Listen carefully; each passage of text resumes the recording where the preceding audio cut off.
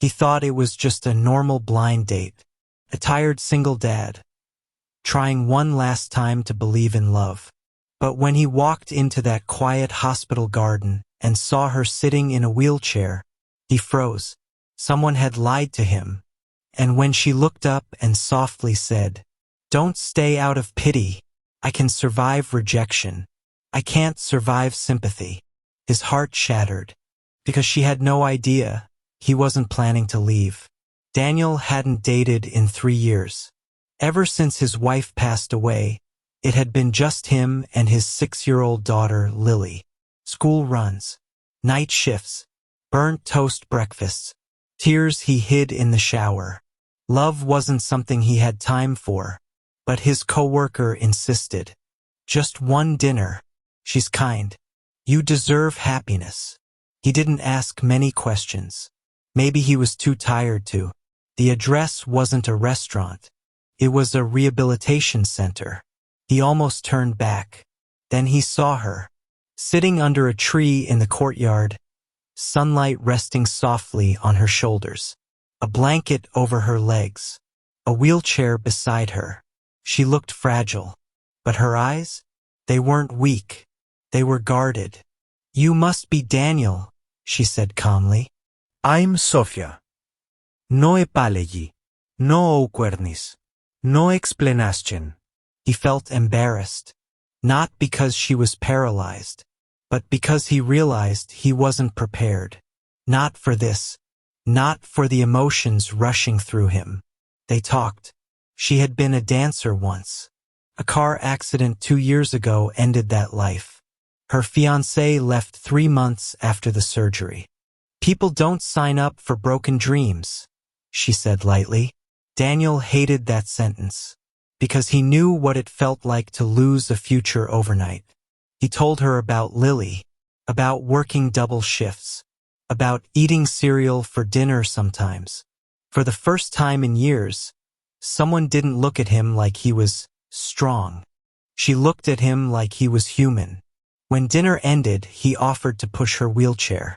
She stopped him. "I can move myself." There was pride in her voice, and pain. As he walked to his car, his chest felt tight.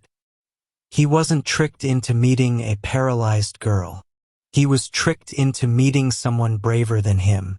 They met again and again, not because he felt sorry for her, but because talking to her felt peaceful. She teased him when he overworked himself. He brought her Lily's drawings.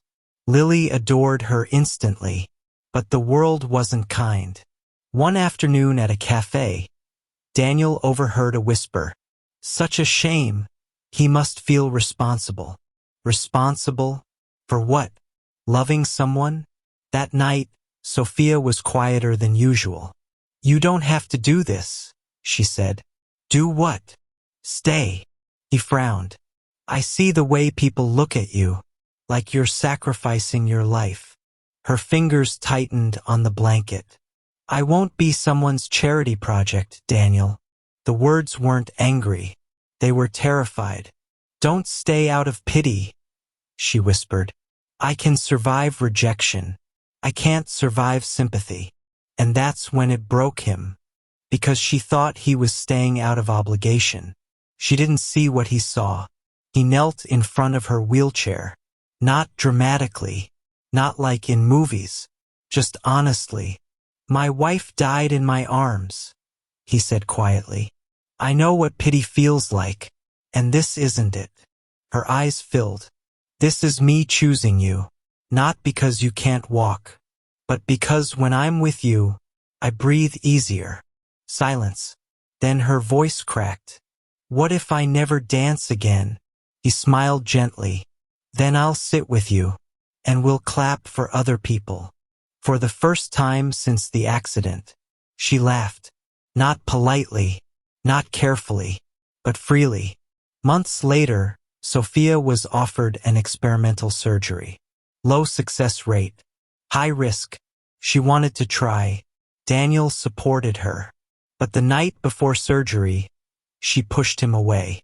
"If something goes wrong, don't tie your life to mine." He understood. She was afraid he'd regret loving her if she stayed paralyzed forever. Surgery lasted 8 hours. Daniel waited outside with Lily asleep on his shoulder. When the doctor finally walked out, it's too early to know, but there's nerve response. Weeks passed. Therapy, tears, frustration. Then one morning, a small movement, her toes, just barely. Daniel saw it before she did. He didn't scream. He didn't cry. He just held her hand tighter. Recovery would be long. Maybe she would walk again. Maybe she wouldn't. But something had already changed. She no longer pushed him away. And he never once stayed out of pity. He stayed out of love. Sometimes life tricks us into moments we didn't plan for. But not every surprise is a punishment. Some are second chances. She thought he would leave because she couldn't stand. He stayed because she helped him stand again. If this story touched your heart, don't forget to like, share, and subscribe for more emotional journeys that remind us what love truly means. The first time Sofia stood up, it wasn't dramatic. There was no background music, no slow clapping, no perfect cinematic moment. It was 6:17 a.m. Daniel had just finished helping Lily get ready for school. He stopped by the rehab center before heading to work, like he did every morning. Coffee in one hand, hope in the other. Sofia was already awake. She hadn't slept much. Today was the day they would test full assisted standing without parallel bars. The therapists adjusted the braces around her legs. The room smelled like antiseptic and quiet determination. Daniel stood in the corner. He didn't speak. He had learned something important over the past few months. Strength doesn't need cheering. It needs presence. Ready? The therapist asked softly. Sofia nodded. Her fingers trembled slightly as she gripped the handles of the walker. Her jaw tightened. The accident had taken her legs, but it hadn't taken her pride. 1, 2, 3. She pushed. For a second, nothing happened. Then her knees straightened. Her body rose. Slowly, unsteadily. Pain flashed across her face, but she didn't sit back down. She was standing. Not perfectly. Not independently, but upright. Daniel felt something break inside him again. Not from sadness this time. From awe. She wasn't looking at him. She was staring straight ahead, as if daring the world to question her again. Tears slipped down her cheeks, but she didn't wipe them. "I'm not staying out of pity," he whispered under his breath. She held it for 6 seconds before her legs gave in. The therapist caught her. The room exhaled. 6 seconds. To most people, that meant nothing. To her, it meant possibility. The doubt returns. Recovery wasn't linear. Some days she improved. Other days she couldn't move at all. The comments returned too. At a family gathering, Daniel's aunt pulled him aside. "Are you sure this is fair to Lily?" Fair. As if love were a transaction. That night, Daniel found Lily drawing at the kitchen table. In the picture, there were 3 stick figures. One tall, one small, and one sitting in a chair with long hair. Above them, Lily had written, "My family. No hesitación. No confusión. No pity. Just love." When Daniel showed Sofia the drawing the next day, she didn't cry. She looked scared. "Kids don't understand complications," she said. "She understands kindness," Daniel replied. Silence stretched between them. Then she asked the question she'd been holding back. "If I never fully walk again, will you resent me one day?" It wasn't insecurity. It was trauma speaking. Daniel didn't answer immediately. He walked closer, knelt in front of her again, the same way he had months ago. "I don't love you for who you might become," he said softly. "I love you for who you are when things are hard." Her breath shook. "You make me feel strong," she admitted. "You are strong." She shook her head. No.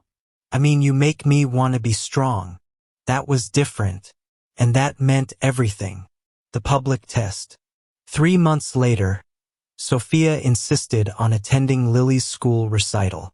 It would be her first public appearance without the wheelchair, using braces and crutches instead. The auditorium was packed. Whispers followed them as they entered. Daniel felt her grip tighten around his hand. "Still want to do this?" he asked quietly. She looked at the stage, at Lily adjusting her tiny costume nervously. "I'm done hiding," she said. They walked down the aisle. Slow, measured. Every step looked painful.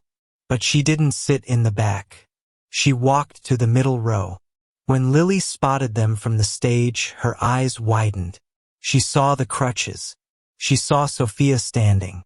And she beamed. During the performance, Sofia didn't look away once. After the show ended, Lily ran toward them. Mama Sofia. "You were standing." The words slipped out naturally. Mama. Sofia froze. Daniel held his breath. But Lily didn't correct herself. And neither did Sofia. She dropped one crutch carefully and opened her arms. Lily hugged her gently around the waist. Not carefully, not cautiously, just lovingly. Sofia looked at Daniel over Lily's head. There were no tears this time, just certainty, the real standing. That night, after Lily fell asleep, they stood on the porch together. No therapists. No audience, no pressure, just them. Sofia leaned lightly against the railing, braces still on. "I used to think standing again would prove I wasn't broken," she said. Daniel listened. "But I was wrong." She turned to him. "I wasn't broken. I was just afraid no one would stay." He stepped closer. "I never stayed because you stood," he said gently. "I stayed because you never gave up sitting." She laughed softly at the strange sentence.